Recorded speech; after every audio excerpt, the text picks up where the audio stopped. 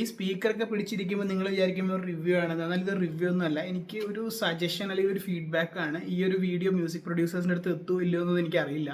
പക്ഷേ എന്തോ എനിക്ക് പറയണം തോന്നി. ഞാൻ വർക്ക് ഫ്രം ഹോം ആണ്, അപ്പോൾ ഒരു 5:15 ആയപ്പോൾ മൈൻഡ് ഒന്ന് ഫ്രഷ് ആക്കാൻ വേണ്ടിയിട്ട് ഏതെങ്കിലും കുറച്ച് അടിച്ചുപൊളി പാട്ട് ഇടാന്ന് വിചാരിച്ചിട്ട് ഫസ്റ്റ് ഇട്ടത് നമ്മുടെ തുടരുമിലെ കൊണ്ടാട്ടം എന്ന് പറഞ്ഞ മൂവിയത്തെ ആ പാട്ടായിട്ടുണ്ടായിരുന്നു. പക്ഷേ അതിന് ശേഷം യൂട്യൂബ് സജസ്റ്റ് ചെയ്ത് ആ ഒരു പാട്ട് പ്ലേ ചെയ്തപ്പം യൂട്യൂബ് സജസ്റ്റ് ചെയ്തിട്ടുള്ള മിക്ക പാട്ടുകളും 90s അല്ലെങ്കിൽ 2000 വന്നിട്ടുള്ള അടിച്ചുപൊളി പാട്ടുകൾ. നമ്മുടെ ലാലേട്ടൻ്റെ, മണിച്ചേട്ടൻ്റെ, ജയറാമേട്ടൻ്റെ, അയ്യോ എന്തൊക്കെ ആ ഒരു ഫ്രഷ്നെസ് ഇപ്പോഴും നമുക്കുണ്ട്. ആ പാട്ട് നമുക്ക് മൈൻഡ് ഔട്ടായിരിക്കുകയാണെങ്കിൽ, നിങ്ങൾ മൈൻഡ് ഔട്ടായിട്ടിരിക്കുകയാണെങ്കിൽ ഏതൊരു 4-5 പാട്ട് പഴയത് ഈ അടിച്ചുപൊളി പാട്ട് പ്ലേ ചെയ്ത് കഴിഞ്ഞാൽ ഫുള്ള് വൈബായിരിക്കും, നമ്മുടെ മൈൻഡ് ഫുള്ള് ഫ്രഷ് ആയിരിക്കും. അപ്പോൾ എനിക്കതങ്ങനെ ഭയങ്കര ഫ്രഷ്നെസ് ഫീൽ ചെയ്തു. പിന്നെ ഞാൻ ആലോചിക്കണം, ഇന്നത്തെ കാലത്ത് ഒരുപാട് പടങ്ങൾ ഇറങ്ങുന്നുണ്ട്. നമ്മുടെ നാട്ടിലൊക്കെ എഡ്യൂക്കേഷൻ കൂടിപ്പോയാലും പ്രശ്നമാണെന്ന് പറഞ്ഞ് ഇതുകൊണ്ടാണോ എന്നറിയില്ല, മേ ബി എൻ്റെ തന്തഭായ് ആയതുകൊണ്ടാണോ എന്ന് എനിക്കറിയില്ല.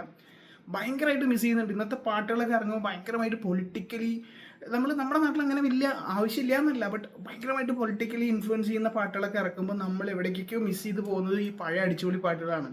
മറ്റേ ഷാർജ ടു ഷാർജയിലെ മറ്റേ 14 രാവും, പിന്നെ വേൽമുരുകയും, എന്തോരം പാട്ടുകളാണ്. ബാംബു ബോയ്സത്തെ പാട്ടും അത്ഭുത ദീപത്തെ പാട്ടുകളും ഒക്കെ വേറെ ലെവൽ പാട്ടുകളാണ്.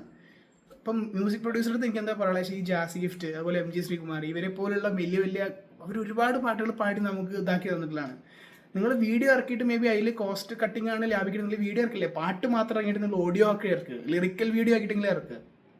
ഭയങ്കരമായിട്ട് മിസ് ചെയ്യുന്നുണ്ട്. ഇപ്പോഴും അങ്ങനത്തെ പാട്ടുകൾ തമിഴ്നാട്ടിലുണ്ട്. അനിരുദ്ധിൻ്റെ കുറേ പാട്ടുകൾ നമുക്കൊരു അടിച്ചുപൊളിയ വൈബ് കിട്ടുന്നുണ്ട്. പക്ഷേ മലയാളത്തിൽ ഭയങ്കര കുറവാണ്. നിങ്ങൾ പിന്നെ പറഞ്ഞില്ലേ, ഇപ്പം പേയ്മെൻറ്റ് എന്നുള്ള രീതിയല്ല, എന്തൊരു വീഡിയോ ഒക്കെ എടുക്കുമ്പോൾ അതിൽ ഭയങ്കര ബഡ്ജറ്റാണ്, പടത്തിൽ വരില്ല എന്നൊക്കെ ചോദിച്ചാൽ പടമല്ല. നമുക്കിപ്പം തുടരുള്ള പാട്ട് അങ്ങനെയല്ലേ വന്നത്. അങ്ങനത്തെ ഒരു പാട്ടൊക്കെ ഇറക്കുമ്പോൾ നമുക്കൊന്ന് ചില്ലാവാൻ പറ്റിയൊരു സംഭവമാണ്.